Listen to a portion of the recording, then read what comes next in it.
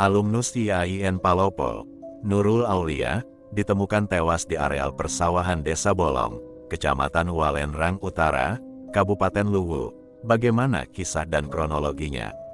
Langsung saja ke ceritanya.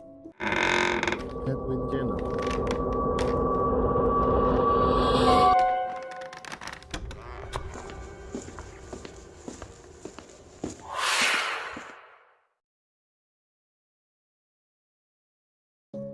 Kita berkenalan dengan seorang wanita muda bernama Nurul Adelia Saputri.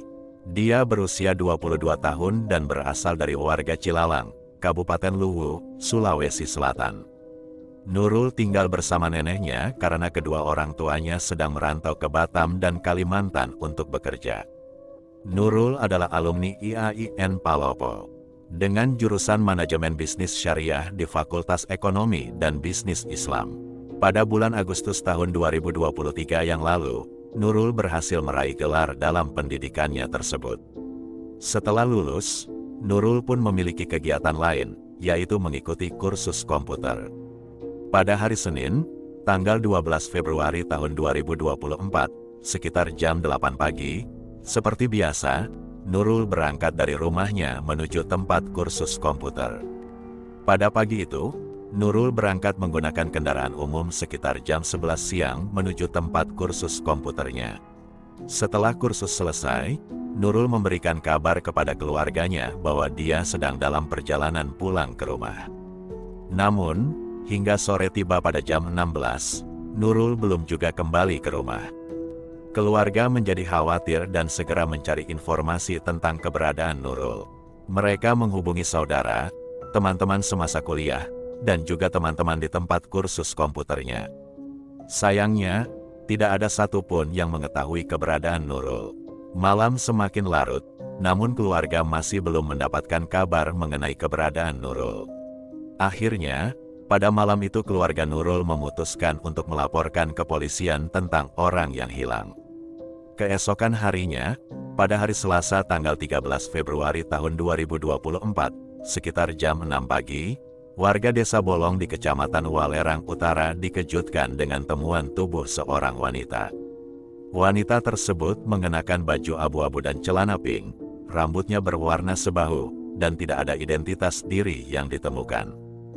Di dekat tubuh wanita itu, terdapat jejak ban mobil yang membekas di lahan tanah yang basah. Tubuh korban pertama kali ditemukan oleh seorang warga bernama Ani.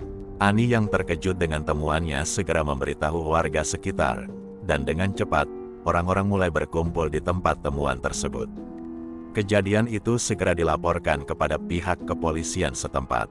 Ketika warga berdatangan dan menggerubuni tubuh yang tidak bernyawa itu, tidak ada yang berani menyentuhnya. Mereka hanya bisa mengambil gambar sosok wanita tersebut. Kabar penemuan ini menyebar luas hingga terdengar oleh keluarga Nurul. Salah satu anggota keluarga Nurul datang ke lokasi temuan tersebut.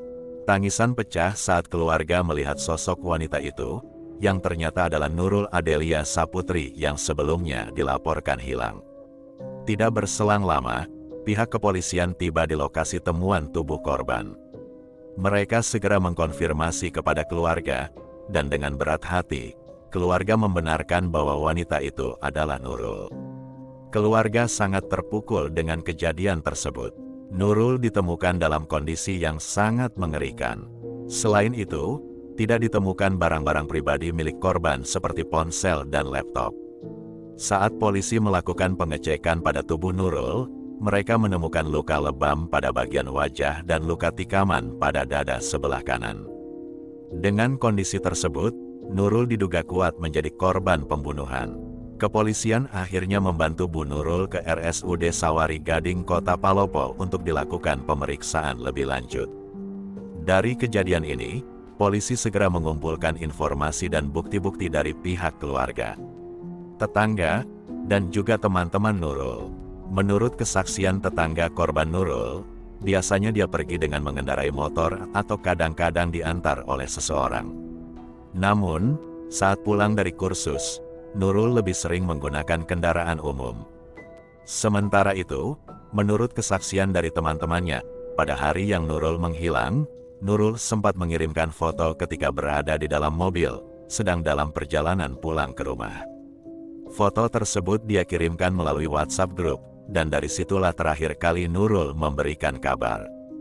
Pihak kepolisian terus melakukan penyelidikan dan melakukan pelacakan sinyal ponsel milik Nurul.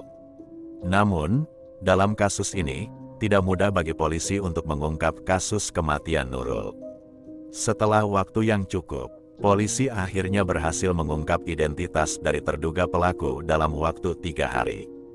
Salah satu nama telah dikantongi oleh pihak kepolisian, dan mereka segera melakukan pengejaran terhadap terduga pelaku. Namun, proses pengejaran memakan waktu karena pelaku bergerak secara mobile. Selama hampir 1 pekan, pelaku menjadi buronan polisi. Akhirnya, pada hari Minggu tanggal 18 Februari tahun 2024, sekitar jam 15.30, pihak kepolisian berhasil menangkap pelaku di daerah Kelurahan Kapuna, Kecamatan Masamba. Penangkapan ini terjadi saat pelaku sedang membawa penumpang menuju arah Morowali, Luwu Timur. Pelaku berhasil dibekuk dan diamankan oleh tim kepolisian Mapolres Luwu. Pelaku pembunuhan, Adi Rahman, berhasil ditangkap bersama dengan barang bukti berupa mobil berwarna hitam. Adi Rahman adalah seorang pria berusia 31 tahun, warga Gempul, Kelurahan Wiwitan, Kecamatan Lamasi, Kabupaten Luwu. Dalam kesehariannya, Adi bekerja sebagai sopir antar wilayah. Ternyata, pelaku ini juga memiliki istri dan 2 orang anak. Pada saat ditangkap, Adi mencoba melarikan diri, namun akhirnya terpaksa menyerah setelah terkena tembakan pada kakinya. Dalam pengakuannya, Adi mengatakan bahwa korban dan dia tidak memiliki hubungan spesial, hanya sebatas sopir dan penumpang. Adi sudah mengenal Nurul sejak lama, karena Nurul sering menggunakan jasa mobilnya untuk pulang ke rumah saat masih berkuliah. Namun, setelah lulus kuliah, Adi dan Nurul sempat tidak berkomunikasi cukup lama. Namun, komunikasi antara Adi dan Nurul kembali terjalin sehari sebelum kejadian. Nurul memposting bahwa dia sedang mengambil kursus komputer, dan dari postingan itu, komunikasi mereka pun terjalin kembali. Adi menawarkan jasa sewa mobil kepada Nurul, dan Nurul setuju untuk berlangganan jasa tersebut. Mereka kemudian bertemu, dan pembunuhan terjadi pada tanggal 12 Februari tahun 2024. Adi menjemput Nurul di perempatan Kelurahan Pamanu, Belopa, dengan mobilnya. Saat bertemu, mereka terlihat seperti driver dan penumpang biasa. Adi mengantar Nurul pulang ke rumah, namun pada hari itu tidak seperti biasanya. Adi mengajak Nurul berkeliling kota Palopo, dan di tengah perjalanan, tiba-tiba Adi menghentikan mobilnya di area Sampodo, Kecamatan Bua. Di dalam mobil, pelaku mulai menyentuh bagian tubuh Nurul. Sentuhan tersebut membuat Nurul merasa tidak nyaman dengan perilaku Adi. Sontak saja, Nurul melontarkan perkataan yang cukup kasar kepada Adi. Lontaran perkataan tersebut membuat Adi menjadi emosi, dan tanpa ragu, dia membenturkan kepala Nurul ke dashboard mobil. Akibatnya, Nurul langsung pingsan di dalam mobil. Saat itulah, Adi mulai mengambil kesempatan untuk menodai Nurul. Namun, tiba-tiba Nurul terbangun dari pingsannya dan melakukan perlawanan. Dia berteriak histeris, teriakan yang membuat Adi panik. Dengan cepat, Adi mengambil sebuah sajam atau badik yang dia sembunyikan di bawah jok mobilnya. Lalu, dia melayangkan badik tersebut ke dada Nurul sebanyak 2 kali, hingga akhirnya Nurul kehilangan nyawanya.